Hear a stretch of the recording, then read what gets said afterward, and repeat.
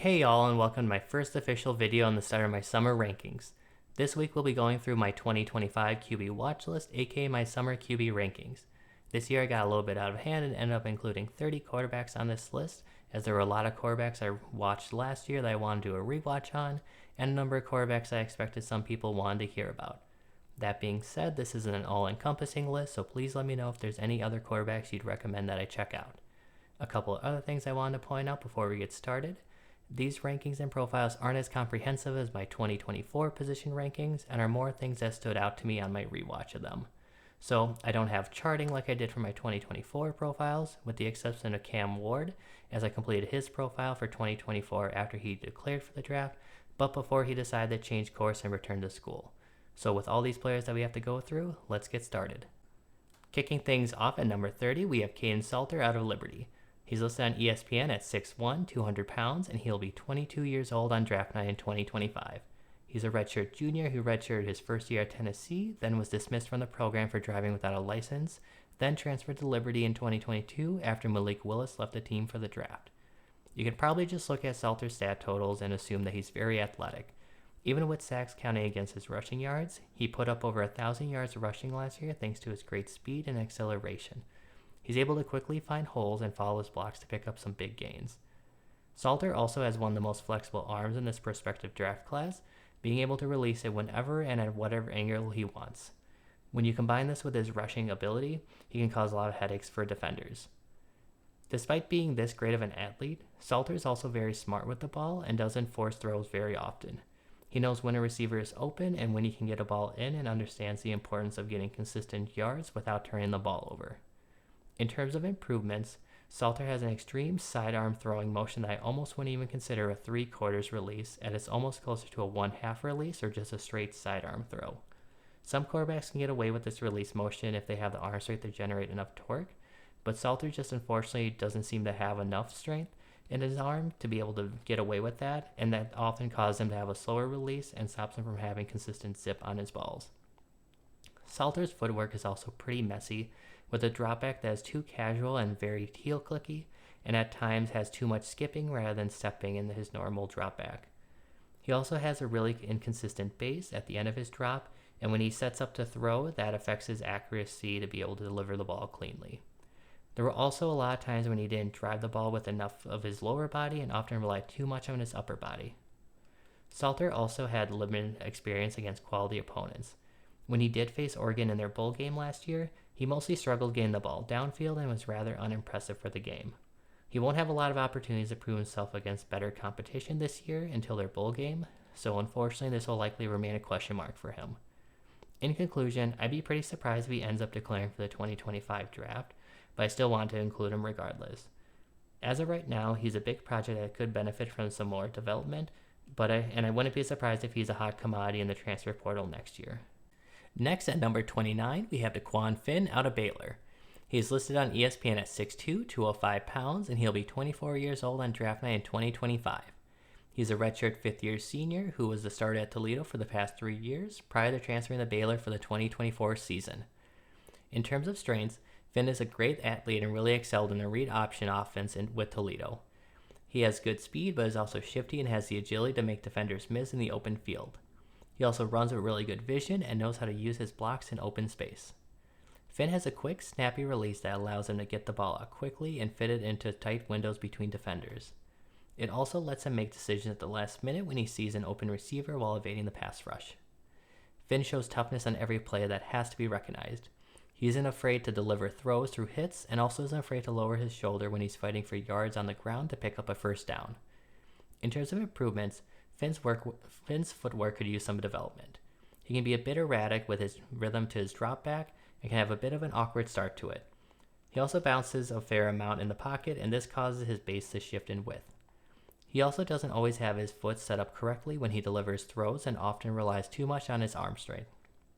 Not having his feet set also cost him on some plays when he was on the move, as he did have a good job keeping his eyes downfield, but missed the open receiver due to not having his feet set up correctly and was unable to deliver an accurate ball.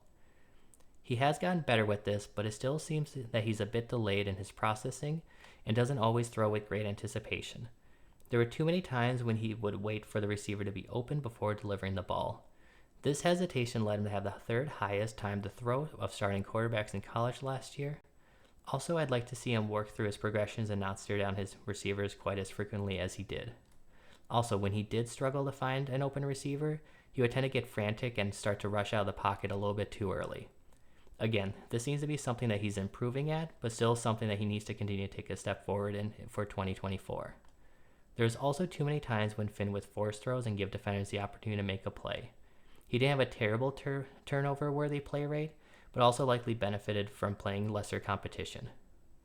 In conclusion, with his athleticism, I feel like he's going to get a lot of Tyrod Taylor comps, but honestly, I just don't feel comfortable going that high with his projection right now. I like Tyrod Taylor a lot coming out of Virginia Tech since he had a great combination of great athleticism, but also great arm strength and good comfort from the pocket. I think Tyrod is ahead of Finn in terms of arm talent and pocket ability. That being said, I think Finn could work his way onto a roster and serve as an adequate backup if he makes improvements in his footwork and processing this coming season. Next, at number 28, we have Cam Rising out of Utah. Look, I fully acknowledge that Rising likely isn't close to anyone's top 15 quarterbacks for this next year, and likely is outside of a number of people's top 25 quarterbacks. But I watched him the previous summer, so I wanted to still include him here. Rising is listed on ESPN as 6'2", 220 pounds, and he'll be 25 years and 11 months old on draft night in 2025. He is a redshirt sixth-year senior who missed all of the 2023 season due to a lingering knee injury from their bowl game from the previous season. In terms of strengths, Rising did a good job reading the whole field in 2022. A lot of quarterbacks in run-first offenses tend to struggle to look past their first read, but he did a good job knowing where his openings were on both sides of the field. We'll have to see how he looks in 2024, but he had really good athleticism in 2022 that helped him pick up a lot of yards on the ground and evade rushers. Outside of running, he's also a threat on the move when throwing with good accuracy on the move to keep defenders honest. In terms of improvements, the biggest thing that has always limited him as a potential draft prospect was his arm strength. His arm strength is average at best and isn't where it needs to be a starter in the NFL. A lot could be credited to Utah's offense and his limited arm strength, but he also really struggled to drive the ball downfield in 2022. Rising mostly looked at short underneath passes to slowly chip away at defenders and struggled to take advantage of plays downfield. As someone whose ceiling is likely a backup quarterback, he needs to be a better decision maker in 2024. There are too many times in 2022 when he would try to force throws and allow the defense to make a play. The job of the backup is to protect the ball and keep the offense moving. If he increases the risk of turnovers, teams won't feel comfortable trusting him in that role. In conclusion, Rising was already on the outside looking in terms of getting drafted, but missed the entire 2023 season due to a lingering knee injury, and now with being a 26-year-old when training camps would start in his first NFL season, makes it incredibly unlikely that he gets drafted at all. His low ceiling isn't the most appealing, but his best shot to a roster spot would be showing some better decision making to be a backup option that can keep an offense on track with his arms and legs. Next, at number 27, we have KJ Jefferson out of UCF. Like Rising, I watched Jefferson last year, so wanted to be sure to include him this year. He's listed on ESPN at 6'3", 247 pounds, and he'll be 23 years and 11 months old on draft night in 2025. He's a redshirt fifth-year senior who was at Arkansas for the past 5 years, but transferred to UCF for 2024. For his strengths, Jefferson has good size and athleticism that allows him to evade rushers and survive tackles. He even has enough wiggle to make guys miss in the open field. Jefferson has always been known for his arm strength and for his ability to get the ball downfield. At times, he can look like a promising passer, dropping the ball downfield into buckets to his receiver. Though his accuracy isn't always on, he is capable of putting some good touch on throws and understands arm angles he needs to release the ball at to get it over defenders.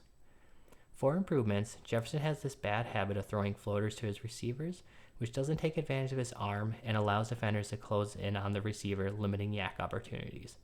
Part of the issue is his lower body mechanics and specifically his tendency to throw off of his back foot, which really takes away from his velocity. Also, Jefferson's completion percentage may not look that bad, but his ball placement was all over the place. There were too many times when he forced his receivers to make tough adjustments, and is something that he absolutely needs to improve next year if he wants to be considered a draft prospect. He also seemed a bit too reliant on his first read. When his first read is taken away, he would still try to force it in at times, which led to errors. Other times he would attempt to look for another option, but would really struggle to find another option before the pass rush finished the play. In conclusion, he has some nice tools, but is a pretty big project, like literally. He really needs to clean up his mechanics and tighten up some of his throws, which will help his ball placement and accuracy. I have concerns that his processing may not improve with UCS offense being a bit of a gimmicky offense, so he will need to be sure to improve the rest of his game to prove he deserves a chance in the NFL. Alright, I'm just going to give his last name one shot, then just call him DJ for the rest of his section, just to save everyone from cringing at me butchering his last name throughout this. Next at number 26, we have DJ Uiagalelei out of Florida State. He is listed on ESPN as 6'4", 252 pounds, and he'll be 24 years old on draft night in 2025. He's a fifth-year senior who started his career at Clemson, then transferred to Oregon State this last year, and now transferred to Florida State for the 2024 season. For his strengths, in a class with not a lot of cannons, DJ likely has the strongest arm. He can fling the ball at any place he wants to with ease, and always has good zip on the ball regardless of how deep down the field his receiver is, or if they're on the opposite side of the field. He isn't the most dynamic runner, but he has decent size and good speed to be able to pick up extra yards.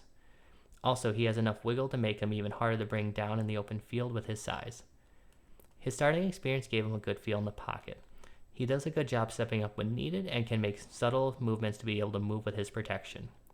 He definitely benefited playing with Oregon State's good old line, but he still showed good poise when things were starting to break down. For improvements, I would have liked to see his processing be better than with the amount of starting experience that he has. There are too many times when he was staring down his receiver or took too long to progress to his next read. Being in a new school or system definitely played a part in this, but he'll be having the same issue at Florida State and when he goes to the NFL. His ball placement and overall accuracy are all still really rough. There are a number of throws that left the receiver with no chance at the ball at all. For a number of his completions, receivers had to work back to the ball and almost had to make a play for themselves due to the location of the throw not doing them any favors. The arm talent is nice, but if he can't get the ball to his receivers consistently, then it won't do them much good. Despite his great arm strength, he isn't always able to take advantage of it due to the extended release motion. He dips it a bit too far down and reels it back too far. If he can clean that up, he can really launch some balls before the defense has a chance to break them up. In conclusion, DJ continues to struggle with ball placement and hasn't shown much if any improvement since he took over as a starter at Clemson. Maybe he turns it around at Florida State, but I have concerns we'll just see some of the same issues. He might have a team that drafts him thanks to his traits, but I'm just not confident he can hold on to a roster spot for very long in his current state due to his erratic accuracy. Next, at number 25, with a name I can manage better, we have Will Rogers out of Washington. He's listed on ESPN at 6'2", 215, and he'll be 22 years and 8 months old on draft night in 2025. He's a fifth-year senior who was a starter at Mississippi State for the past 4 seasons prior to transferring to Washington for the 2024 season.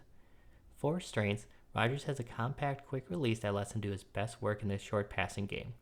There's little wasted movement to his release, and that lets him get the ball out to receivers before defenders can crash on the play. His experience shows under pressure as he knows when to get the ball out at the last minute to at least avoid a loss in yards. He also does a good job moving in the pocket and running upfield to pick up yards if given the chance. One of his better attributes that wasn't there this year as the offense as a whole took a step back is his rhythm passing. He can do a really good job getting the ball in short patterns that are designed for easy wins against the defense, and should hopefully be something that becomes a clear strength of his again next year. For improvements, Rogers' footwork is incredibly inconsistent, and there are too many times when he would let the defense rattle him and lose his timing between his upper and lower body. There's also too many times when he would make throws off his back foot, which he just doesn't have the arm strength to compensate for and be able to still drive those balls. Also, his base width can be inconsistent and a number of times was too wide, leading to less balance when needing to make throws. These inconsistencies really hampered his accuracy this year and were a major reason why he regressed. Rogers also struggled to layer his throws this year and throw with appropriate release angles. He airmailed a lot of balls well over receivers' heads while trying to avoid defenders, and it was just really disappointing to see for a guy to struggle this much in this area after starting for all these years. While watching him, I also got the feeling that he may only have average arm strength. He likely has enough arm strength to be a backup level player, but I have a hard time seeing him progress past this point and be a starter in the NFL with his current arm strength. Rodgers had a strong 2021 season and 2022 season, but regressed in 2023. That being said, I don't think it's a coincidence that his play dropped off after the passing of Mike Leach. He will be very interesting to watch this coming season, as he's looked like a player that may not be draftable this past season, but has a chance to rebound in a new situation in Washington. As he is right now, he could shine if he goes to the right coordinator that takes advantage of his short rhythm passing. However, his arm limitations may ultimately hold him back from being much more than this. Next, at number 24, we have Tyler Van Dyke out of Wisconsin. Now, I fully admit he won't be making many, if any, people's top 15 list, but I want to take another look at him to know what we can expect out of him this year as a Badgers fan. He is listed on ESPN at 6'4", 230 pounds, and he'll be 24 years old in 1 month on draft night in 2025. He's a redshirt senior who started the past 3 seasons at Miami before transferring to Wisconsin for 2024. Starting with strengths, his arm strength is what put him on the map when he first became a starter at Miami and is still apparent on all his throws. He is capable of putting some great zip on balls and can soar the ball downfield with ease. Even with his footwork putting a lot of emphasis on his upper body on his throws, he can still make any throw that is asked of him. Despite the strong arm, he is able to put some nice touch on throws to his receivers as well. He showed a good understanding of release angles to be able to put touch on balls and drop balls into buckets downfield. His experience shows with his ability to read the whole field for options. He didn't have the most talented group of receivers at Miami outside of Restrepo, and the group will be weaker at Wisconsin, but he has the ability to work through his progressions and find the best option to get the ball to. He also showed the ability to manipulate defenders with his eyes, and while there are definitely times when he got too confident with his eyes and missed defenders, he generally read the field at a high level. Now, in terms of improvements, his footwork can use a lot of work and isn't quite where I'd like it to be at with the amount of experience that he has. He sometimes has a bit of a false step and an awkward start to his drop back, and he tends to cross his legs during his drop back. His stride while making throws is really inconsistent and not always stable. He does have a fair amount of bouncing and lives on his toes in the pocket, which also doesn't help him get a solid base on his throws. He also doesn't always get his toes aligned with his target, which doesn't help the case either. This kind of goes hand in hand with his footwork, but his ball placement tended to be really inconsistent as well.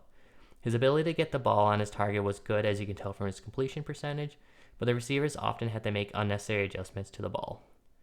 His release can also be cleaned up. He has a bit of a wind-up to it and is a little bit slower than it could be with his arm strength. He doesn't do it all the time, but he also will sometimes pat the ball before releasing it, which keys the defense in when he's throwing it. In conclusion, Van Dyke has some nice traits that could help him do well in Wisconsin's air raid offense this coming season. I think his footwork will hold him back if he doesn't improve in that area, but he could become a competent backup player with a chance to even become a bridge quarterback if he continues to read the field well and minimizes his errors. Next, at number 23, we have Kyron Drones out of Virginia Tech. He's listed on ESPN as 6'2", 231 pounds, and he'll be 21 years and 9 months old on draft night in 2025. He's a redshirt junior who started his college career at Baylor, but then transferred to Virginia Tech in 2023 to become their full-time starter. For strengths, Drones' best attribute is easily his arm strength, which is always on display as he isn't afraid to air it out. He has an absolute cannon of an arm and can effortlessly drive the ball downfield and throw with good zip all over the field. He also showed that he can throw at diverse release angles and is capable of almost trick shot-like throws at times. Drones is a great athlete and will likely dominate the combine whenever he decides to declare if he gets an invite. He has great speed and agility, which combined with his vision and size almost makes him seem like a running back at times. Now, Drones obviously needs to deliver on this, but he may have the highest ceiling of any quarterback in college football thanks to his combination of great athleticism and one of the strongest arms in college football. For improvements, Drones' footwork is a major work in progress. His dropback doesn't have good rhythm and he crosses his legs over a lot. He also does a lot of bouncing in the pocket and lives on his toes. His base is really inconsistent and he doesn't get his feet set when making throws on the run. And while his arm talent is immense, he does seem to rely too much on his upper body with his mechanics and needs to sync up his upper and lower body. There's also just a lot of experience that showed up in his games. There were a lot of receivers that were open that he missed, a number of times when he took too long to find his target, and he just didn't look quite as comfortable as a pocketed passer as I'd like to see. But hopefully another year as a starter and their system helps. His completion percentage doesn't look great, and unfortunately it's even worse when you watch him. There are a number of throws where he just way overthrew his target. Also at times when he did get the ball to his target, it had suboptimal placement and the receiver didn't have a great chance to get some yards after the catch. In general, he seemed like he was getting still used to the types of throws he was capable of and how to make those throws. Like his processing, I'm hoping another year of experience under his belt will help improve this. In conclusion, he's a really interesting project that's just so raw right now, but he's definitely someone I'll be watching closely during the season. It's hard to rank him since on some plays when he puts it all together and his accuracy is on point, he looks like an NFL starter. Like if you were just to show someone his highlights, they would probably think that he's one of the top quarterback prospects in this prospective draft class. But he just has so many plays where he looks so far off the mark that he almost looks new to the quarterback position. Unless he takes a humongous step forward next year, I'd be pretty surprised if he declares for this upcoming draft class with the amount of development he still needs, but I still want to include him to have him on the radar. Next, number 22, we have Grayson McCall out of North Carolina State. He is listed on ESPN at 6'3", 220 pounds, and he'll be 24 years and 4 months old on draft night in 2025. He's a redshirt fifth-year senior who was at Coastal Carolina for the past 5 years, but transferred to North Carolina State for the 2024 season. For his strengths, McCall has very good speed and showed good vision as a runner. He did play against lower competition most games, but even against tougher opponents, his movement skills were on display. McCall is also a safe passer and doesn't provide the defenses too many opportunities with a low rate of turnover worthy plays. McCall also has good accuracy while in the pocket, but has very good accuracy while on the move. He doesn't always look for his receivers when on the move, but when he does, he can deliver the ball with good accuracy. For improvements, I know this in my summer scouting last year, but McCall still seems too hesitant to attack the middle of the field. This is an area where NFL starters thrive and is an area he needs to prove he can win at. Also, his footwork is still a little bit messy in the pocket. He still does a lot of bouncing while reading the defense that he really needs to clean up to make him a more savvy pocket passer. Though he is athletic, he did show some difficulty handling oncoming rushers, often attempting throws where the receiver had no shot at the ball at all, or just made some really poor decisions on throws. When he did get the chance to run and escape the pocket, he didn't seem to do a great job keeping his eyes down the field, as I mentioned, and missed some opportunities. He needs to work on identifying rushers coming earlier and using his legs and eyes when escaping pressure. In conclusion, one of his biggest knocks in college was beating up on lesser opponents. Now that he's going to North Carolina State, he has a chance to show that his skills are translatable to stronger competition. He likely won't ever be a starter in the NFL, but he could work his way to become a dependable backup with a ceiling of a bridge quarterback similar to Gardner Minshew. Next, number 21, we have Cade Klubnik out of Clemson. He's listed on ESPN at 6'2", 205 pounds, and he'll be 21 years and 6 months old on draft night in 2025. He's a junior who started his first season as a starter this past year at Clemson. Starting with strengths, Klubnik has great arm strength and can throw rainbows down the field with little effort. The arc that he can put on some deep balls thanks to his arm strength makes them much easier to catch for his receivers. Klubnik also has a quick, compact release, and he showed good understanding of throwing angles to get the ball lofted downfield to his receivers. Klubnik isn't a great athlete, but he is a sufficient athlete who can pick up yards on the ground. He lacks great vision and the ability to shake defenders in the open field, but if there's an opening, he can burst through it to pick up a good chunk of yards. For improvements, Klubnik was way too slow of a processor and really struggled to see the full field.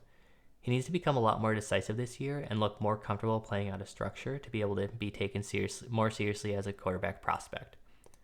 I don't have charting numbers to find exactly how much he struggled under pressure, but it did appear throughout all of his games. When pressure started to get close, he would lose his footwork and panic while trying to make his reads, leading to some inaccurate throws and some poor decisions. I would also like to see him manage the pocket better and show more awareness of the pass rush closing in on him.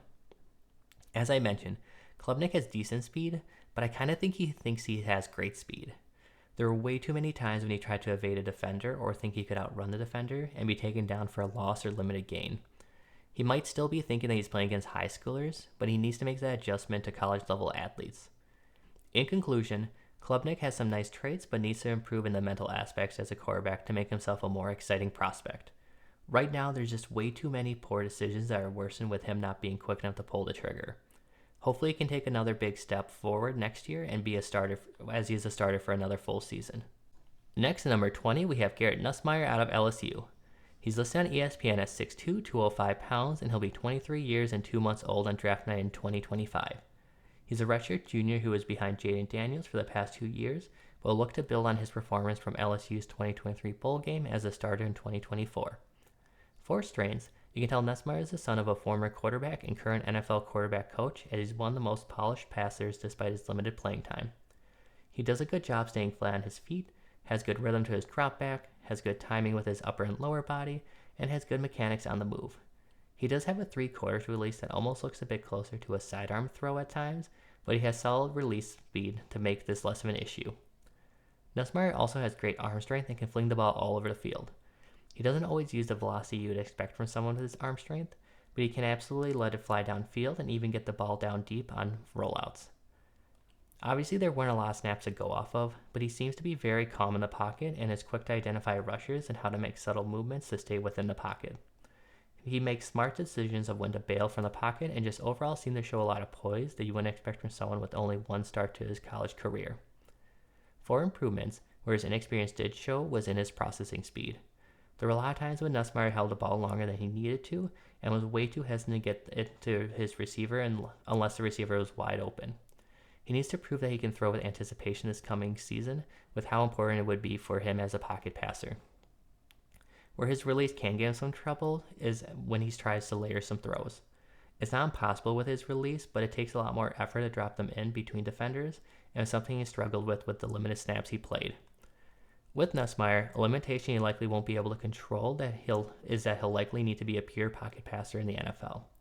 He already showed a lot of strong traits that pocket passers need, like clean mechanics and good pocket presence, but he'll need to show this over the course of a full season to show that he can handle being a pocket passer in the NFL.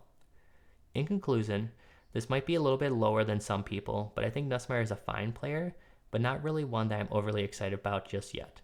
He seems to be a very capable pocket passer, but I'm not confident he has enough to be a strong NFL pocket passer. However, a full year as a starter and showing more of his ability could definitely change my mind. Next at number 19, we have Preston Stone out of SMU. He's listed on ESPN at 6'1", 219 pounds, and he'll be 23 years and 6 months old on draft night in 2025. He's a redshirt junior who's been at SMU for the past 3 years and had his first season as a starter with the departure of Tanner Mordecai last year. For strengths, Stone has a strong arm and is capable of flinging it downfield even without using good lower body mechanics. Also, Stone probably has the biggest range of arm angles that he can throw with in this prospective draft class. He can effortlessly sidearm throws and deliver them with good velocity and accuracy. It seems so natural to him that I actually tried to look up if Stone played baseball in the past, and I couldn't find anything that showed that he did for sure, so he must have just played a lot of backyard football or something that got him used to these types of throws. Stone doesn't have overwhelming speed, but he has good speed and was capable of handling quarterback runs. He also showed good burst when breaking up field and some wiggle to help avoid some direct, hard hits. Stone can play from the pocket more, but I can't blame him for moving out of the pocket with how good he is when he plays outside of it. He can use his speed to escape pressure and have the option to either throw the ball or run when he scrambles outside the pocket. I also don't have charting to confirm it, but he seemed to have good accuracy while on the move. For improvements, Stone's footwork is a bit all over the place. His drop back looks unnatural and he lives on his toes in his pocket. His base fluctuates all the time while in the pocket due to him getting happy feet in the pocket. And in general, he doesn't seem to get his lower body synced up with his upper body and typically just relies on his arm talent and too many throws. He also has footwork really fall apart when pressured and almost always throws off his back foot with oncoming pressure. Stone also looks really frantic in the pocket at times. He has a tendency to trail back in the pocket even when the pocket isn't getting pushed back and makes plays a lot more difficult for himself than they need to be. He also seems a bit too eager to leave the pocket instead of just settling in it and taking subtle steps forward while keeping his eyes downfield. Stone loved to throw the deep ball, but he had fluctuating success. He often struggled with accuracy and ball placement, too often either overthrew his receiver or lofted to the receiver, forcing a 50-50 ball unnecessarily. A lot of the issues seem to be due to him not having the right release angles for his throws, so hopefully another year as a starter will make him more comfortable with the appropriate release angles. In conclusion, I feel I'm a lot lower on Stone than most, but I can see where the excitement's coming from. He definitely has promising arm talent, but there's just a lot of mechanical issues and impatience as a pocket passer that really makes me nervous. Honestly, there's a lot to his game that reminded me of Sam Howell, who struggled in a run as a starter last year as the Commanders starter. Hopefully Stone can show more patience in the pocket and quiet some of these concerns I have, though, this coming season. Next, at number 18, we have one of my favorite risers, Rocco Becht, out of Iowa State. He's listed on ESPN at 6'1", 205 pounds, and he'll be 21 years and 5 months old on draft night in 2025. He's a redshirt sophomore who started his first season as the starter this past year at Iowa State. For strengths, Becht has a very quick and compact release that gives the defense very little time to stop his passes.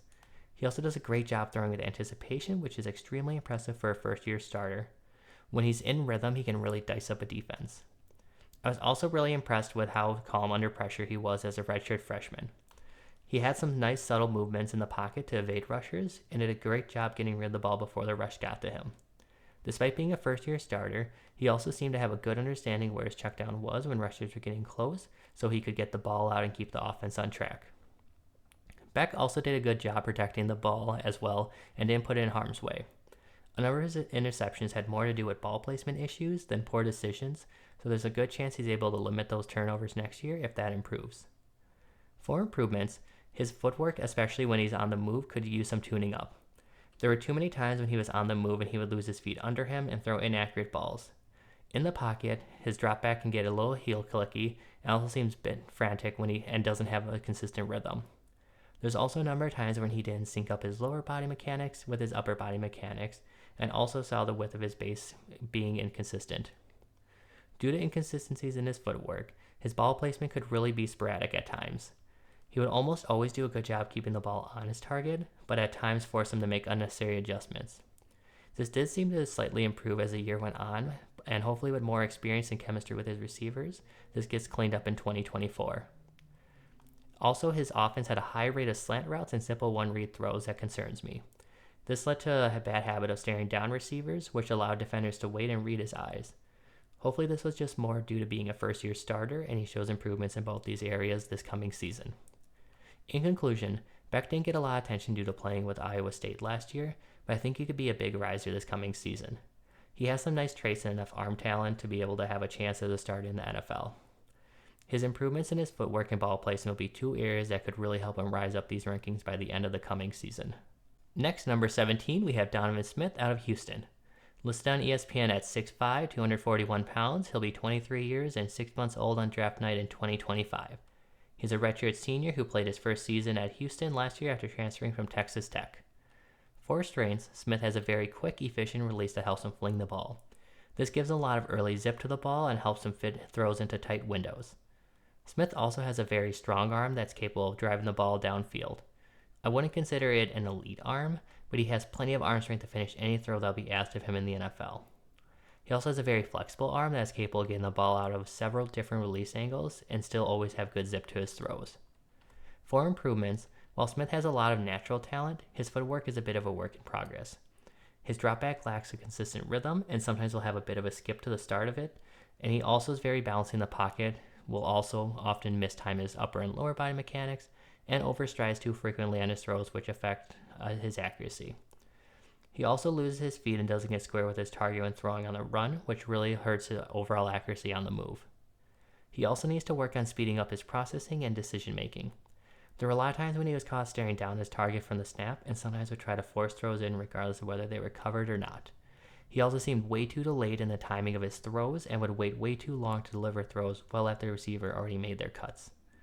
If he doesn't improve his processing and anticipation, I'm just really worried that NFL defenses are going to tear him apart. I didn't do any charting to see how significant of a difference there was for him, but he really seemed to fall apart once pressure started to get to him. He would drop his eyes to the pass rush and tend to trail back into the pocket, instead of making moves to stay in the pocket and deliver throws downfield. He's also delayed in recognizing pressure, giving defenders openings to disrupt plays. In conclusion, I'll admit that he's a bit of a hard eval for me since I admittedly didn't watch much of Houston's offense during the year last year, so I was relying on games I could find and could only find a few games in the first half of the year before he started to statistically decline. From what I was able to watch, he has some nice tools, but I just have a lot of concerns about his processing and anticipation. Right now, I see him as a possible day 3 flyer at best, thanks to his tools, but I could also see him go completely undrafted if he doesn't show more awareness as a passer this coming season. Next, at number 16, we have Drew Allar out of Penn State. He's listed on ESPN at 6'5", 243 pounds, and will be 21 years and 1 month old on draft night in 2025. He's a junior who finished his first season as a starter in 2023. For strengths, Allar will get a fair number of fans thanks to his size and arm strength. He fits the mold of what you'd expect from an NFL QB at 6'5", 243, and has one of the stronger arms in this group with the ability to throw at different release angles. Allar also has a tight release motion. In terms of the path his throwing arm takes to get the ball out, it's one of the cleanest of this group and really shines on quick design throws. Despite Allar being young and his first year as a starter, he did a pretty good job managing himself in the pocket. He is capable of making some slight adjustments to the pass rush and would move with his protection. I would like to see him do a better job setting himself after making these adjustments, but his control in the pocket is encouraging since he doesn't offer too much outside the pocket at this time. For improvements, Allar's accuracy in the pocket isn't great, and his accuracy on the move and under pressure seemed really rough. I didn't do charting, but from what I saw, his accuracy scores with my charting likely would be even worse than what his completion percentage suggests. Also, he started out the year well, but really fell apart in the final 4 games last year with a completion percentage of just 54% in those final 4 games. What makes it even more concerning is it seemed the team started to lose confidence in him at the end of the year, and he also seemed to lose confidence in himself to finish the year. Allar's confidence likely has a part to play in his accuracy issues, but his mechanics also played a role in this. He tends to have a bit of a skip or jump to the start of his drop back that immediately throws him off rhythm. He also doesn't have consistent hip drive when making throws and will lose his balance and width with his base at times. He also doesn't always get his toes aligned and gets too toesy when making throws and often relies too much on his upper body. Also, when plays are quick design throws, he has a tendency to pat the ball, delaying his release and keying the defense in. Another thing that really seemed to cause Allar trouble, especially at the end of the year, was defenses throwing defenders in his usual passing windows. Allar had a really hard time adjusting to making throws past them and would often lead to him overthrowing a lot of his receivers or short hopping balls. At his height, this shouldn't be as big of an issue as it was at the end of the year and something he really needs to clean up. In conclusion, I mainly went back and forth where I should have Donovan Smith and Allar ranked since both fell off as the year went on and both really struggled when defenses made adjustments to their play. Though Donovan Smith has more capability of making plays with his legs, I'm willing to give the benefit of the doubt to Allar's struggles being related to his inexperience and something he can improve upon this coming season. Plus, Allar has a ton of potential and some good foundational skills like his release motion and ability to navigate the pocket that are really encouraging for him as a prospect. If he can sustain his good early play and clean up his mechanics, he could push himself to be a top 5 quarterback for a lot of people thanks to his potential as a passer and his age. Next, at number 15, we have Will Howard out of Ohio State. He's listed on ESPN at 6'5", 242 pounds, and he'll be 23 years and 7 months old on draft night in 2025. He's a fifth-year senior who was at Kansas State for the past 4 years and finished 2023 as his first year as a full-time starter, then transferred to Ohio State for the 2024 season. For strengths, Howard's ability to throw at anticipation is easily his best trait. Ben Sinnott was a very good player, but his timing with Howard helped take his play to another level last year. Howard understands the importance of throwing at his receivers are making their cuts to be able to maximize yak opportunities and routinely did this last season. His ability to do this makes me excited to see what he can do with Egbuka this coming season. Howard doesn't have great speed, but does have good speed and decent movement skills. On top of that, he has a big build that lets him push for more yards and gives him a better chance of surviving more hits. Howard also doesn't have a cannon for an arm, but he does have a very strong arm that is capable of making any throw he'll be asked of to make in the NFL. He can toss the ball downfield while also delivering it to the opposite side of the field with zip, and he also showed some ability to throw the ball at different release angles, which makes him interesting. For improvements, though he has good athleticism, he can hold the ball a bit too long and be a bit too delayed in recognizing that the pocket is collapsing and leading to hits and sacks. He also doesn't help himself with pocket management skills. There are too many times when he would drift backwards and create impossible throws for himself once he had to evade the rushers. This also led to what should have been easy completions to be a lot more difficult. At times, he would also struggle to find passing windows with a number of passes deflected at the line. He can also work to be a bit more settled in with his footwork. It often looks a bit frantic and he'll lose his balance when evading rushers. In general, there seems to be a bit of an over-reliance on his arm and he doesn't always drive the ball with his lower body. In conclusion, he likely doesn't have too high of a ceiling, but he is capable of being a solid player and could become a capable reserve and develop into a bridge quarterback for a team. The Kyle McCord experience last year may have people wary of another QB transfer going to Ohio State, but Howard has a chance to put up a good season and put himself in consideration of being a day 3 pick next year. Next, at number 14, we have Jaxson Dart out of Ole Miss. Listed on ESPN at 6'2", 220 pounds, he'll be nearly 23 years old on draft night in 2025. He's a senior who played the last 2 years at Ole Miss after transferring from USC after the 2021 season and the arrival of Caleb Williams to USC. For his strengths, Dart's greatest strength that has let him do well in college so far is his timing. With Lane Kiffin's offense, timing is pivotal to get the ball to the receiver when they make their cut and give the receiver an opportunity for yak. In this group, Dart might be one of the better quarterbacks with his timing and could really help him stand out in this group. Dart adds some versatility by not just being limited to just a one-read pocket passer. He has good accuracy on the run and also has good athleticism to evade defenders and pick up extra yards on the ground. I wouldn't consider Dart's arm strength to be elite by any means. It may not even be great, but he has good arm strength and can release the ball at different throwing angles to make him a bit more of an intriguing prospect. Where I have some concerns is in the offense Dart plays in. So much of his production came on first read throws. When things broke down, he really struggled to see the whole field and make the right decision. Also, Ole Miss's offense has been known to focus on one side of the field for a lot of the pass plays, making things a lot easier for quarterbacks. Unfortunately, this has caused Dart to have some tunnel vision, struggling to scan the other side of the field, and he often tries to force throws into his reads, even if there's a defender right in front of him to knock the ball down, or if his receiver is engulfed by a defender.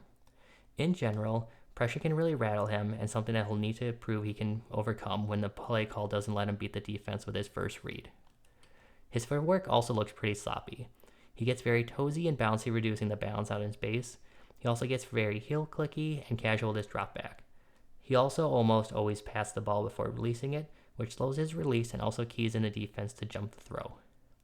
In conclusion, Dart honestly kind of scares me, but is an interesting prospect that I wouldn't be surprised if he becomes a polarizing prospect. He has some solid arm talent and mobility to make him interesting, but his struggles out of rhythm and getting past his first read raises some concerns for me about how well he can integrate into the NFL. As he is right now, I think he has a lot of potential to be a high-level backup and may even be able to build to being a bridge quarterback, but he needs to prove that he can play out of structure. Next, number 13, we have Seth Henigan out of Memphis. He's listed on ESPN at 6'3", 210 pounds, and he'll be 22 years and 1 month old on draft night in 2025. He's a senior who's been a starter at Memphis for the past 3 seasons and even started as a true freshman. For strengths, Henigan shows his experience with how he handles the pocket and pressure. He is calm when the pocket is tightening around him and knows when to step up in the pocket. He also makes really good decisions when to break off runs, leading to some good success on the ground. He also showed a lot of toughness, not being afraid to take hits while delivering throws. I want to include both his arm strength and athleticism together here, as I don't think either is elite or even great, but I would consider both good, and the combination of having both making him very interesting. He has good to very good arm strength and can drop the ball down the field with great arc into buckets to his receivers.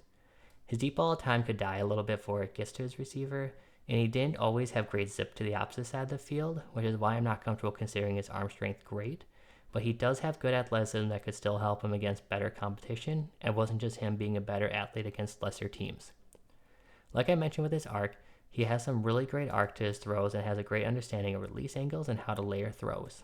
He will have some hiccups with some unideal ball placements from time to time, but in general, he did a really great job dropping balls into tight windows into receivers and giving his receivers catchable balls. For improvements, while Henigan has looked great at Memphis, he has been doing so primarily against lower competition. In 2021 and 2022, he showed clear struggles against their tougher matchups with more turnovers and more turnover-worthy plays in those matchups. He did show some improvement in 2023, but still has some struggles against Missouri. I'm hopeful he can continue to take a step forward in 2024 and prove he isn't just a quarterback beating up on lower-level competition. For all of his experience, I'd also like to see him move away from staring down his receivers.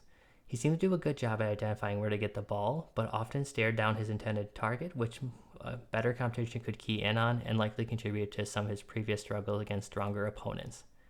Another thing which maybe could be its own separate bullet point is that he didn't seem to throw with great anticipation despite the amount of starting experience he has. There were a lot of times when he would wait until the receiver made their cut, but he can do a better job throwing while they make their cut. I was also a little bit disappointed with the snaps I saw of his accuracy while on the move. His ball placement was really erratic in those situations, and he tended to make his life more difficult for his receivers than it had to be. A lot of the issues stem from his mechanics on the move, with him not always getting his chest aligned and completely losing his feet.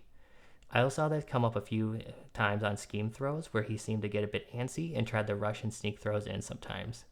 If he has a focus in this area this offseason, I'm hopeful that he can take care of that. In conclusion, a lot of people will knock him for the lower level of competition that he faced, and while I think those are fair concerns, he started to show some improvements against higher level competition this year. I'm hoping that he'll have the opportunity to build on that this coming season. And as I know Florida State lost a lot of talent, but I'm circling the Memphis-Florida State matchup to see how he plays against another quality opponent. I really considered having him higher, but I just want to see a bit more from him to be convinced he has star potential like most of the other names ahead of him. That being said, I think he's going to be in for another good year and will be a lot of people's sleeper quarterbacks come the 2025 draft cycle.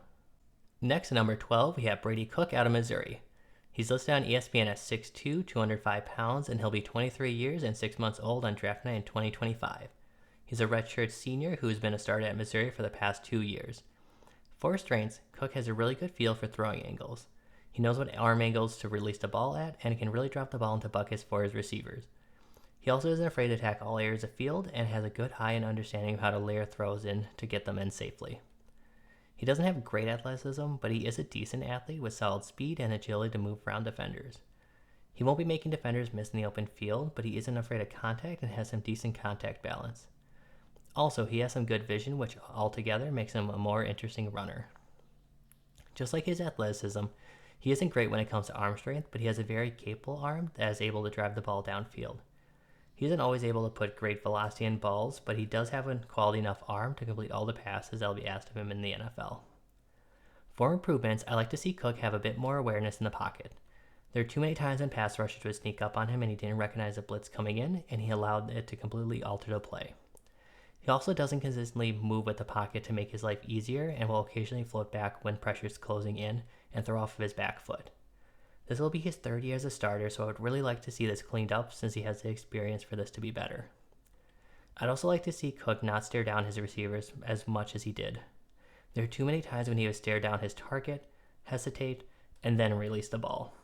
If he had a cannon for an arm, he could get away with this, but he typically doesn't generate enough velocity to sneak throws in, and defenders are often able to make a break on the ball after reading his eyes and force an incompletion.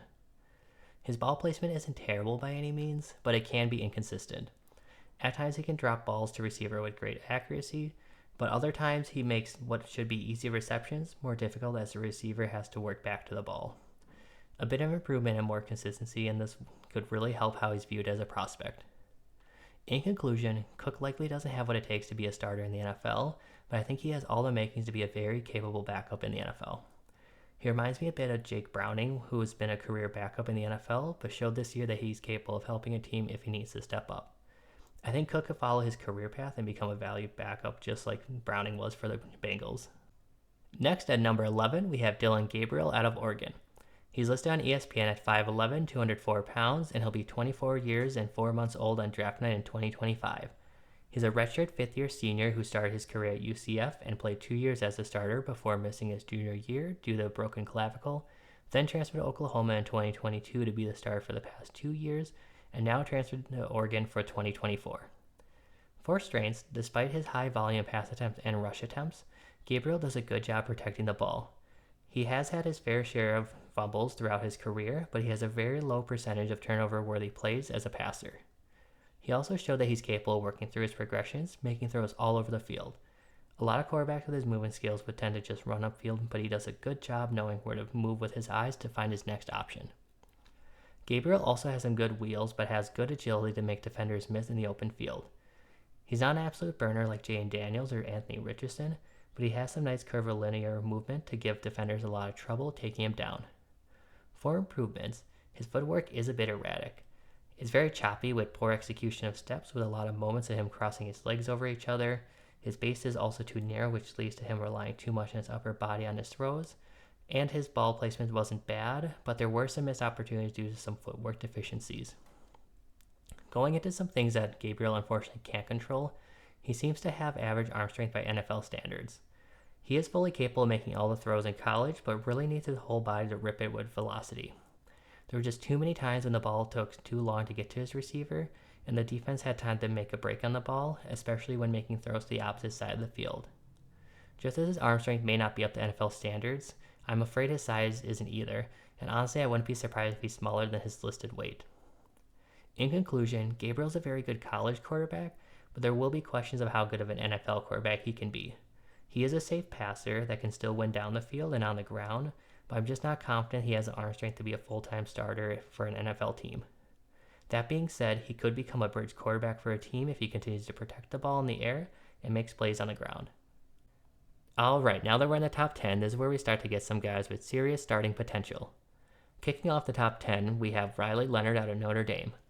Listed on ESPN at 6'4", 212 pounds, he'll be 22 years and 7 months old on draft night in 2025.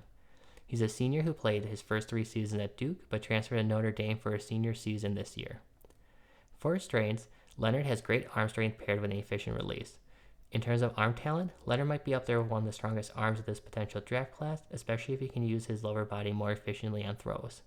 Even without his lower body on some throws, he can effortlessly get the ball downfield and fling it even when making throws on the run. Just as he has one of the strongest arms in this potential draft class, he also has some of the best athleticism out of all the quarterbacks. He's a great athlete with the speed to outrun defenders and force missed tackles in the open field. He also has great vision as a runner to maximize his opportunities. Between his arms and his legs, he might have some of the best tools out of any of the quarterbacks this year. Maybe this isn't what coaches and teams want their quarterbacks to show on a regular basis throughout the season, but Leonard showed his toughness on a number of plays, taking hits on his runs and not being afraid to finish throws through hits. At times it could be detrimental, but the signs of toughness will be appealing to prospective teams. For improvements, last summer I had Leonard as my QB4 going into the season, wanting to bet on the elite traits that I mentioned above. I recognized he was behind as a passer and had hoped he would take a step forward to at least be an average passer in 2023. Unfortunately, he failed to do so and may have even taken a step backwards as a passer. His accuracy was already lacking in 2020 and was potentially worse in 2023 in his limited playing time. There were just way too many times when he would absolutely airmail throws over a receiver's head, and he can put some good touches on throws, but there was also way too many times when he had absolutely no touch and just launched it well over the receiver, giving them no chance to make a play on the ball. I would have liked to see his footwork take a step forward as well. There was too many times when he didn't get his feet set when making throws with vertical bouncing, contributing to inaccuracies. There was also too many throws where he lacked strong hip drive and made throws off his back foot, further hurting his accuracy. His dropback was also inconsistent, and he didn't seem comfortable as a dropback passer compared to 2022. I was also disappointed that he seemed to not be quicker in his decision making. Duke ran a lot of quick concepts, and he seemed to be too delayed in getting the ball to his receivers to maximize yak opportunities. He also made too many poor decisions and gave the defense too many chances to make a play on the ball. There were too many times when defenders could read his eyes and jump routes. He also seemed delayed in recognizing pressures and blitzes, giving the defenses more shots at him. This also made him fit more into his footwork, but when his first read is taken away or when pressure started to get to him, he would often start to panic with his feet and not give himself a good platform to deliver strong throws on. In conclusion, while many of the quarterbacks we've already talked about seem more akin to backups, Leonard has serious starter potential. I still really like Leonard's traits, and his ceiling is ridiculous. Maybe the switch to Notre Dame gives him the development that he needs that he wasn't getting at Duke. However, if he continues to struggle this year, he's likely going to fall into that bucket of quarterbacks who get a chance late in the draft just due to their traits, but struggle to hold on to roster spots due to being outplayed by quarterbacks with more consistent accuracy and ball placement. Next, at number 9, we have Graham Mertz out of Florida. Listed on ESPN at 6'3", 215 pounds, he'll be 24 years and 4 months old on draft night in 2025. He's a redshirt senior and returning as a starter for Florida after spending his first 4 years in college at Wisconsin. For strengths, nearly every quarterback in college, including the ones on this list, have a lot of deficits in their mechanics. However, Mertz may be one of the best technicians of this group. He has a consistent drop back with a consistent width and good balance to his base. He has a quick, efficient release. He also has great mechanics on the run, getting his chest square and feet set to deliver accurate balls on the run. He also has the ability to release the ball from multiple release angles to make him a bit more interesting as a passer. Mertz is also a safe player with the ball in his hands and could have finished with even fewer interceptions this past year, as all of his interceptions bounce off his receiver's hands to a defender. He has a good understanding of passing windows and when to make the throw and when to hold off and protect the ball. After some struggles managing the pocket at Wisconsin, he took a big step forward with good feel for pressure and a lot of nice subtle movements you want a veteran to make. He has a good awareness when to step up in the pocket and does a great job keeping his eyes downfield. Also, it's really subtle, but he does a really good job at ensuring he has a sturdy base when he expects a defender to get an arm on him to be able to help survive arm tackles. For improvements, where I'd like to see Mertz grow in 2024, now that he's shown he's a capable quarterback, is in his ability to drive the ball downfield. He had a fairly low ADOT last year of just 6.7. And he has the arm to get the ball downfield and threw some nice balls in the buckets in the opportunities he did have, but just simply needs to do this more often to show that he's a more dynamic quarterback. Mertz is also going to be limited just a pocket passer. And again, this isn't inherently a bad thing, and he has the tools to be a bit more than just a pocket passer thanks to his accuracy on the run and his arm, but will likely need to be a strong pocket passer and get the ball downfield more to be able to show that he can be a starter in the NFL. I'd also like to see him throw with a bit more anticipation. There are a number of times when I watched the receiver run their route, make their cut, and need to wait for a second or so before Mertz made the throw. With him likely to be a pocket passer, he needs to speed up his process and make those throws as his receivers are finishing their cuts, just as Bo Nix did. I'm hoping with another year as the starter in Florida, he'll be able to make strides in that area. In conclusion, maybe I don't stand with all Badgers fans, but I'm really happy to see Mertz finally deliver on his potential. His Wisconsin tenure didn't go as planned due to Paul Chrysa's offense being too predictable, but he had a chance to show what he was capable of this last year at Florida. Though Mertz had a good bounce-back year, it's hard to see him being more than a reliable backup at this time, and a limited ceiling kept him lower on my list. That being said, I think there will definitely be a place for him in the NFL, which is an impressive turnaround after the start of his college career. Next, at number 8, we have Jalen Daniels out of Kansas. He's listed on ESPN at 6 foot, 215 pounds, and will be 22 years and 6 months old on draft night in 2024. He's a redshirt senior after missing all but 3 games in 2023 due to a back injury. For his strengths, he's a huge threat on the move. Daniels has good speed and quickness to make plays on the ground and has good accuracy on the run and can drive the ball downfield to keep defenders honest. Daniels also has very strong arm that was still on display this year despite a nagging back injury. He can fling the ball downfield while also putting a lot of zip into his balls when he drives the ball and doesn't have a back injury holding him back. He also showed that he's a versatile thrower, as noted by being able to make accurate throws on the run, and also is able to deliver throws at different arm angles. Daniels is also just a playmaker. He can make plays in the air, on the ground, under pressure, and in the pocket. What makes him even more exciting as well is the fact that he isn't putting the ball in harm's way like some of the other quote-unquote playmakers in this prospective draft class could. He does a good job delivering safe throws and keeping a tight grip on the ball to limit fumbles.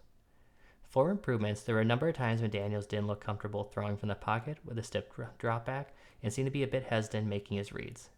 It's not something he is incapable of doing, but something I'd like to see him show a little bit more comfort in to make teams more confident he can handle throwing from the pocket in the NFL. His release isn't slow thanks to his arm strength, but it's very elongated.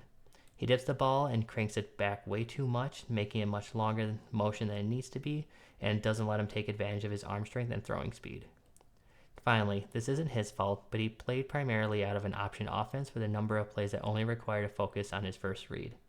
When he needed to make a throw past his first read, things got a little bit delayed in his processing. He certainly could translate to an NFL offense, but other quarterbacks will have a head start into this transition against him, and Daniels could have a tough adjustment in the NFL. In conclusion, there's a lot to like about Daniels even after missing most of the 2023 season due to a back injury. He reminds me a lot of Tyrod Taylor, who became a strong backup in the NFL. I think Daniels could develop into a backup option for a team and could even become more if he's healthy in 2024 and continues to develop. Next, at number 7, we have Cam Ward, who played at Washington State last year but transferred to Miami for the 2024 season. Listed on ESPN at 6'2", 215 pounds, he's a senior who will be nearly 23 years old on draft night in 2025. Like I mentioned at the start of the video, Cam Ward is the only quarterback I have more details on, as he originally declared for the 2024 draft, then reverted his decision and returned to school. I ended up charting his games against Oregon State, Washington, Arizona, and Oregon. For any audio listeners that are unable to see his charting numbers now, Cam Ward had an up and down year last year, but showed consistent ability to hit his receivers all over the field. He had the most struggles in the medium depth or the 15 to 30 yards from the line of scrimmage when throwing from the pocket, but had solid accuracy in this area off-platform and good off-platform accuracy in general. Ward improved at minimizing his sacks and throwing the ball away more frequently. However, he did struggle with a fair number of deflections at the line still, and despite trying to be more of a pocket passer this year, he still had a fair number of design runs and scrambles per game, which helped him be a little bit better against blitzes and pressure. Looking at my scouting report I made for Ward, Cam Ward had some big fans going into the season and started out the year red hot, but unfortunately fizzled out as the season went along. If you watch his highlights, it's easy to see what draws people in. He has a rocket for an arm that rivals the best in the class, and is well capable of making throws across his body and at difficult arm angles. He's at his best when he's scrambling and on rollouts where he constantly has his eyes downfield to beat teams in the air, while still having the athleticism to win on the ground. Though he won't bulldoze defenders, he has good leg strength to maintain his balance and is hard to bring down than defenders often expect. When he is getting hit, he has the grit to withstand hits and deliver throws through contact. For my 2024 summer QB watch list, I wasn't overly impressed with Ward since I felt he was extremely unpolished with his footwork as a pocket passer, and he was wanting to play hero ball on every single down. This year, he showed a lot of progression, seeming more comfortable winning from the pocket, and reduced how often he bailed out too early from his protection. The touch on his passes also seemed to have improved, and he was more willing to throw the ball away instead of trying to make a miracle play every down. Now, while he had made some strides, he still has a way to go to be able to be a true NFL starter. His footwork is still a hot mess, unfortunately. His dropback seems to lack rhythm, and the start of it usually will have a hop or a skip instead of standard steps. His feet are also too close together when dropping back, and his base in general is too narrow at the end of his drop. He also spends too much time on his toes in the pocket and doesn't always seem like he's getting his feet pointed towards his receivers and relying too much on his arm. His release is also a bit wonky too, as he seems to have a 3/4 release when throwing the ball, causing elongation of his release. The ball also seems to dip a bit too low when beginning his release as well. He also did a better job as a pocket passer this year, but his confidence in the pocket seemed to decrease and his old habits returned as games in the season went on. He also forced too many throws into double or tight coverage and just seemed to be a bit of a slow processor with what the defense was giving him. This delay also let blitzes sneak up on him, especially when defenses threw twists and delayed blitzes at him that he wasn't expecting. While he did do a better job playing from the pocket under pressure, he still seems to get too flustered by it and still has a habit of pulling out his best Kyler Murray impression and running circles in the backfield trying to extend plays while pushing himself further behind the line of scrimmage. When he is on the move, he needs to be more willing to slide to protect himself. Also, he just needs to do a better job protecting the ball as well if he wants to see the field in the NFL. And really needs to work on having a tighter grip, as I'm really kind of curious to see what his hand size is and to see if it's smaller than the mean, since there's a number of times when the ball would just slip straight out of his hand. So full disclosure, Ward would have finished as my QB9 last year between Michael Pratt and Spencer Rattler. While he did make definite improvements, it's still really interesting that he originally decided to declare for the draft, and I had serious concerns about him in that draft class. So I was really happy to see him return to school and continue to improve. For now, he's still a definite project, but one that has the ability to improve and is still young. Fans of his will say they see a future Lamar Jackson or Jalen Hurts-like player that just needs some refinement. Doubters will say they see the next Malik Willis. I think he's closer to the Malik Willis end of outcomes right now, but I still like him a lot more than Willis when he was coming out of Liberty, and I think another year could be huge for him. Due to their similarities, I have EJ Manuel as Cam Ward's comp, even if they aren't exactly the same body types. Both Ward and EJ Manuel had all the physical tools needed to succeed, but both suffered from inconsistent play. Manuel was thrown to the wolves before being ready to be a first-round pick, but Ward might be given a better opportunity to start his career. Next, at number 6, we have Jalen Milroe out of Alabama. Listed on ESPN as 6'2", 220 pounds, he'll be 22 years and 4 months old on draft night in 2025. He's a redshirt junior and returning as a starter for Alabama. For strengths, Milroe has effortless arm strength and can fling the ball downfield in an instant. He brings a lot of zip to his throws to fit throws into tight windows and can sling it downfield. I was also pretty impressed with Milroe's ability to layer throws. He showed good awareness of the angles he needed to make with his throws to get them over defenders and get them to his receiver. He also showed some really nice ability to drop balls into buckets downfield to his receivers. Milroe is one of, if not the best athlete of this prospective quarterback class. He has great speed, athleticism, and size to survive hits. His athleticism will also likely make teams want to be more patient with him with a lot of the areas of improvement I'm about to go over. For improvements, Milroe seemed to really struggle to scan the field and often relied on his first read. When his first read was taken away, there seemed to be too many times when he really struggled to find openings against defense, leading to the highest time to throw of any college football starter last year. Also, NFL Stock Exchange mentioned this, and it's really glaring, but he really struggled to identify blitzers regardless of how little the defender is trying to hide this. This ended up a number of plays before they could even get started, and needs to be something he improves on next year as another year as a starter. I also wasn't overly impressed with his pocket presence. There was too many times when he would either be too much of a statue in the pocket or let rushers sneak up on him and he would move towards that pressure. He also had a bad habit of a lot of rushing quarterbacks have, where they would drop their eyes from the receivers as well as move backwards and miss potential targets that are open due to rushing defenders. He needs to work on moving with his protection and making subtle movements instead of his all or nothing breaks like he tends to do right now. His lower body mechanics at times also look a little bit out of sync with an inconsistent drop back. He doesn't always seem to have a consistent width to his base, and he doesn't always have consistent hip drive. His arm talent helps cover this up, but this really could help clean up some of his missed opportunities due to suboptimal ball placement. In conclusion, his biggest fans would draw comparisons to the jump that Jayden Daniels had last year. If a lot of this scouting report sounds familiar, it sounds a lot like my scouting report of Jayden Daniels last year. To be fair, there's an argument with Bama getting DeBoer as their head coach from Washington. The transition of a more vertical passing attack and the hope that DeBoer helps develop Milroe as he did with Penix could give some optimism for the hope that Milroe breaks out next year. However, predicting and hoping for a big jump like Daniels made is likely setting you up for disappointment. Right now, Milroe is someone with a lot of tools and needs to put it all together more, or else he has a big risk of ending up like Malik Willis. All right, finally at our top 5. At number 5, we have Conner Weigman out of Texas A&M. Listed on ESPN at 6'3", 215 pounds, he'll be 21 years and 8 months old on draft night in 2025. He's listed as a junior on multiple sites, but he should be eligible for a redshirt year after being injured in the Aggies' 4th game last year and missing the rest of the year. For his strengths, Weigman has a quick, efficient release that helps him excel in the short passing game. His release gives him good zip to the ball and lets him squeeze throws into tight windows in a lot of Texas A&M's short passing concepts. His baseball background also allows multiple release angles to get throws around defenders. You can also really see Weigman's background as a shortstop when he's throwing the ball on the run. His throwing motion and the way that he can whip his body around makes you feel like you're watching a baseball game at times. His accuracy on the move also is translated from baseball with really nice accuracy on the run. I don't have charting numbers to back this up, but he really seemed like one of the most consistent passers out of the pocket of this group. For someone with so limited experience, Weigman has some veteran pocket presence. He has a good feel for when to step up in the pocket and does a good job evading rushers. His pocket presence and movement skills as a runner also give him some interesting upside. For improvements, his footwork unfortunately shows a player with limited playing experience. He gets very toesy and bouncy in the pocket and doesn't have great rhythm to his drop back. Also, his foot placement with his base is often a bit awkward, lacking great balance to be able to drive the ball. His lower and upper body also aren't always in sync, which allows him to lose his feet and rely too much on his upper body and affects his ball placement and accuracy. The other thing that really jumped out to me was that a lot of his production came on short hitters or just taking what the defense gave him. Now, it's great he was able to key in on where the ball should go, and due to his injury, it's hard to know if the plan was to slowly ease him into more deep concepts as the season went on.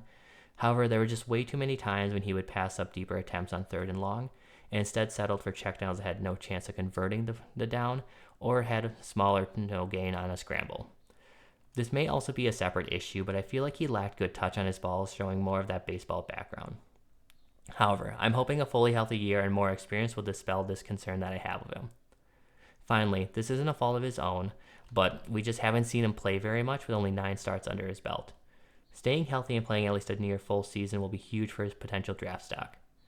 In conclusion, with his limited playing time, I honestly expect him to return for the 2025 season, but I want to include him since he's draft eligible and has the tools to get draft consideration if he stays healthy for the season. Outside of staying healthy for the year, I'm hoping he can show more consistency in his footwork and more diverse ways that he can beat a defense as a passer this coming season. Next, at number 4, we have Quinn Ewers out of Texas. Listed on ESPN at 6'2", 195 pounds, he'll be just over 22 years on draft night in 2025. He's a redshirt junior after redshirting at Ohio State his first year, then transferring to Texas. For strengths, Ewers has great arm strength and can naturally fling the ball around the field. He has a natural 3/4 release that makes it seem like he's almost throwing more like a pitcher than a quarterback. This can help quarterbacks get the ball around defenders' arms, and he can still get good velocity thanks to keeping the ball high. If his throwing motion is only limited to that form, it could be seen as a liability, but he's shown the ability to throw at different arm angles, making him more of a dynamic passer, capable of getting balls through tight windows. Also, Ewers lost about 20 pounds in the offseason prior to the 2023 season and became much more of a threat running the ball. He isn't what I would consider a dynamic runner with the ball in his hands, but it helped him be more than a statue as a quarterback. An extra year of experience was also huge for Ewers, as he's seen more comfortable reading coverages and knowing where to get the ball based on pre-snap looks. Also, he seemed more comfortable navigating crashing pockets and avoiding rushers thanks to his experience and improved mobility. For improvements, Ewers' footwork is still inconsistent. At times it'll look solid, but other times it'll look erratic. Some of his dropbacks will have good rhythm, but then a number will also seem very rushed. He also has a tendency to panic as he starts to read the defense if his first read is taken away and gets pretty toesy in the pocket. He also gets away from using his lower body and relies too much on his natural arm talent at times. His base width is also inconsistent. He tends to not always get his feet set when delivering throws, which leads to some inconsistent accuracy. Hopefully another year and more reps will help him become more consistent prior to joining the NFL. This also kind of goes with my previous point, but all those inconsistencies lead to ball placement being all over the place. Sometimes it's right on, while other times he forces receivers to make adjustments. Thankfully, he had two great receivers in Xavier Worthy and A.D. Mitchell last year, but he'll need to clean this up to give teams confidence he can reliably finish throws at the NFL level. As it stands now, his deep and intermediate throw accuracy will likely cause a lot of concerns for teams. There's also too many times when he would lock onto a receiver, either staring them down and or just tried to force a ball through into tight coverage. If he had elite ball placement, he could get away with those decisions, but he often doesn't lead his receivers and just puts the ball in harm's way. In conclusion, it's been obvious since Ewers came into college he had a lot of talent. I wasn't a big fan of his going to the 2023 season due to his inconsistencies, and I still have some concerns. Honestly, I don't really feel confident with him as my QB4, but the potential is hard to argue with. Right now, he reminds me a lot of Mac Jones, who I wasn't a big fan of in his draft cycle, in part due to his inconsistencies and being overshadowed by his receivers. However, the progress that Ewers showed from 2022 to 2023 was really encouraging. I'm hoping he can continue to build on that. If he becomes a more consistent player in his fundamentals, he should be a day one pick in next year's draft. All right, maybe the most controversial quarterback this year. At number 3, we have Shedeur Sanders out of Colorado. Listed on ESPN as 6'2", 215 pounds, he'll be about 23 years and 2 months old on draft night in 2025. I have him listed as a redshirt junior due to being ineligible for Jackson State's 2020 season, which was played in the spring of 2021, as he was enrolled too late from what I could find. For his strengths, his release is his biggest strength in my opinion and a big help in his playmaking as it lets him get the ball out very quickly with his concise throwing mechanics. His release will definitely give him an edge up against a lot of the other prospects this quarterback class. There are also a lot of quarterbacks in this group that were hyper-focused on the short areas of the field. However, Sanders wasn't one of them. He confidently hit all areas of the field, and though I don't have charting to confirm it, seemed to thrive in the intermediate area of the field, which is important for the NFL. I think the other impressive thing as well is that he did all of that while still doing a good job protecting the ball in those situations. Sanders' rushing stats seem bad since college combines yards lost on sacks and rushing yards, but he's actually a solid rusher. He has good athleticism and movement skills and has really good vision in the open field with curvilineal movement. For improvements, I was actually surprised by how limited Sanders' arm felt on my summer rewatch of him, as that wasn't something that immediately stood out when I was casually watching him during the season. He can definitely help his arm strength with some better lower body mechanics, which we'll get into, but his arm strength seems like the biggest thing on the field that could keep him out of the first round of the 2025 draft. There were just way too many times when the ball casually sailed towards receivers or died before it reached them downfield. Also, with his footwork, he loses a lot of focus with his lower body mechanics. He doesn't consistently step into throws while being overly reliant on his upper body strength. He also sometimes will rush through dropbacks and sometimes has a small hitch to the start of it. At times, he will establish a good wide base in the pocket, but the width is inconsistent. Though his completion percentage is good, the inconsistencies in his mechanics causes his ball placement to be a bit iffy at times. He also seems to be a tick slow in finding his receivers and will often wait until they are well past their cut instead of quick after their cut. He also seems to have the tendency to stare down his receivers at times, which contributes to him losing track of the pass rush. Speaking of the pass rush, he needs to accept that he won't be able to make every tackler miss. I definitely commend the fight, but he needs to learn to take what the defense gives him and minimize the losses. Too many drives were stalled due to either trying to make a play happen or not being quick enough to find a quick, short gain. Even throwing the ball away more would be a big step in the right direction for him this coming season. In conclusion, the talent is there as a passer and playmaker, but I want to see more consistency and discipline in his fundamentals. His arm strength also scares me and is something that makes me afraid that he might be more limited than a lot of people are suggesting. As he stands now, I consider him a day 2 prospect thanks to his upside, but he can become a more serious day 1 candidate if he improves his mechanics, pocket management, and processing speed. Getting to likely my hottest take of these rankings, at number 2 we have Noah Fafita out of Arizona. Listed on ESPN at 5'11", 194 pounds, he'll be 21 years and 9 months old on draft night in 2025. He's a redshirt sophomore who played his first year as a starter last year at Arizona. For strengths, Fifita had his accuracy elevated thanks to a high number of screens, but makes no mistakes that he has great accuracy past the line of scrimmage. Without having tried to get full confirmation, he seemed to have good intermediate accuracy while in the pocket.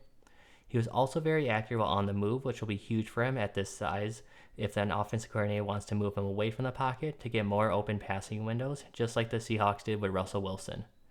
Also, Fifita has a really efficient and quick release that helped him excel in the screen and short passing game. He doesn't have much wasted movement and doesn't dip the ball or pull it back far behind him, trying to manufacture more velocity like a lot of the smaller quarterbacks tend to do. To touch on his arm strength, I don't think it's a limitation for him at the NFL.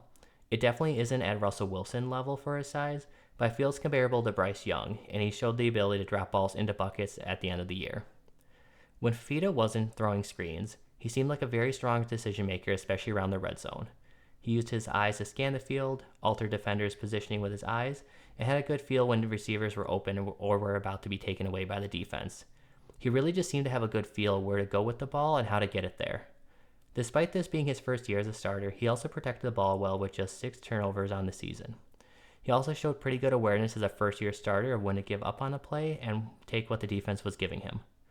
That being said, one area that I didn't include in his weaknesses, but I would like to see him improve in next year, was that there were some times when he was too patient with the pass rush and would allow them to either make the sack or make a deflection on the pass. It wasn't an every situation thing, which is why I didn't include in his weaknesses, but an area I'd like to see him take more of a stride in next year. For improvements, Fifita and the offense had a pretty low ADOT for the first half of the year, with a lot of the offenses being focused on quick and schemed open plays. I'm hoping this is just more due to trying to work Fifita into the speed of college football, as his ADOT on the offense in general really picked up for the final 4 games of the year. If Fifita and the offense look like they did at the end of the year, I think he can easily justify this high in the rankings. It's also hard to not ignore Fifita's size limitations, and his size was definitely noticeable with some difficulties as finding passing windows. He's listed at 5'11", 194 pounds, but I wouldn't be surprised if he's slightly smaller than that. The NFL doesn't have a great track record of smaller quarterbacks becoming capable stars in the NFL, so it's hard to trust that he can overcome this. The Badgers fan in me wants to say that size doesn't matter after watching Russell Wilson prove he was a strong quarterback in his senior year at Wisconsin and with the Seahawks. However, Russell Wilson had elite accuracy, a great arm despite his size, a fantastic eye for passing windows to overcome his size, and great athleticism to avoid rushers and survive hits to make him an outlier at his size. Also, I wouldn't consider his footwork a major deficit, but there are definitely some things that popped up that Fifita will need to clean up. He gets very heel-clicky with his drop back and has an inconsistent width to his base that sometimes can alter his accuracy downfield. There are also some times when he overstrides when throwing the deep ball, trying to drive it more downfield. Again, not major deficits, but definitely some things he can clean up. In conclusion, I recognize this is likely the highest anyone has with Fifita, but there's just a lot to like. That being said, there are definitely a lot of concerns with Fifita that may make this ranking seem crazy. However, this is a pretty weak quarterback class, and everyone outside of who I consider the QB1 has major flaws and inconsistencies that increase their bust potential. In addition, a lot of the top quarterbacks this year are young quarterbacks who are new to starting, which gives me a lot of concern that a lot of the bad habits and fundamentals that we're seeing are ingrained in their play. With most of the quarterbacks past our QB1 having major red flags, I'm willing to plant my flag on Fifita picking up where he left off at the end of the year last year and becoming a dark horse QB prospect who could push to be drafted at the end of the first round next year. Finally, at number 1 on my list, we have Carson Becht out of Georgia. Listed on ESPN at 6'4", 220 pounds, despite being a redshirt senior, he'll only be about 22 and a half years old on draft night in 2025. He sat behind Stetson Bennett for most of his career, but got his chance to be the starter this past season for the Bulldogs. For strengths, he definitely at times gets a little heel-clicky with his drop back, but he has a really good rhythm to his drop back and does a good job staying on his heels. His timing with his upper and lower body is in tune and efficient, and he also does a great job in getting his shoulders square when throwing on the run and does a good job keeping his balance on throws. He also has nice subtle movements in the pocket to extend plays and find passing windows while also knowing when to get the ball out before taking a sack. Really, there's a lot to like about his game and a lot that would make people surprised that this was his first year as a college starter. He also throws with really great touch and ball placement despite this being his first year as a college starter. There are times when he would perfectly drop the ball into holes right between defenders where only his receiver can make a play on the ball. Also, he has some veteran eyes showing that he can read a full field and can use his eyes to look defenders off. He also never loses track of his check down to ensure the offense is consistently moving forward. He does a great job using his eyes and has a good feel for layering throws. But there are definitely times where he would sometimes get too confident in his ability and would loft balls into harm's way, but overall was pretty minimal that he would have this happen. I think he will do a better job protecting the ball in those situations as well this year with another year of experience under his belt. For improvements, his release is a bit sluggish, which can give defenders a chance to break on the ball. He also doesn't help his case with a bit of a stutter to his release by often tapping the ball with his offhand before letting it loose. I feel this is something that can hopefully be coached out of him, but I can't say I can think of any players that can come to mind that had this removed from the game after doing this for so long. His arm strength is also good enough to get the job done, but I have questions about how strong it is compared to some of the truly elite arm talents in the NFL. There are a number of throws he made downfield that seemed to almost die on him, and shorter throws didn't always have great zip. It won't hold him back too much in college, but I do have some concerns that he'll give defenders too many openings in the NFL, especially if his release isn't cleaned up. Being restricted to a pocket passer may not be something he can necessarily improve on, but is more of a limitation for him at the next level. We've seen several players be great starters at pocket passers, but this limitation could be more daunting for him if he doesn't have a rocket for an arm and some inefficiencies as in his release. In conclusion, Becht isn't at the level of Caleb Williams, Jaden Daniels, or Drake May at this time, but could be viewed as a similar talent as J.J. McCarthy, who was just the 10th overall pick of the last year's draft. There's a fair amount of his game that makes me think of a taller Tua, and I don't think it'd be unreasonable for Becht to go at pick 5 like Tua did for his draft class. I think there's going to be some question marks about his upside with him being limited to a pocket passer and some possible questions about his arm strength, but I think he'll be one of the safer quarterbacks this next draft cycle and will likely be the first quarterback taken based on his 2023 play. And that concludes the quarterbacks. While I don't think it's anywhere close to the 2024 quarterback class, there are some interesting names that I think have the potential to rise. As of right now, the only first-round talent I see is Carson Beck, what I would consider a late to mid-first-round talent thanks to positional value. Past that, I see a lot of day 2 guys with some traits that could raise them to day 1 if they continue to polish their game. Like I said, this is an all-encompassing list of all the quarterbacks, so let me know if there's any players I missed that you'll be watching this season. Also, let me know if there's any players you think I have too high or not high enough. You can let me know by commenting below or on Twitter or X and Reddit. Also, just going to give a plug for Fantasy Trading Room, which is a site I'm a contributor for, if you want to check out any of my other work. Speaking of other work, I'm hoping to have my running back rankings up in a week or 2 from now, so keep an eye out for that. If you want to make sure you don't miss it, be sure to subscribe. And while you're at it, like the video as it would mean a lot and would help the channel start off strong thanks to you. Thank you all and see you guys next time.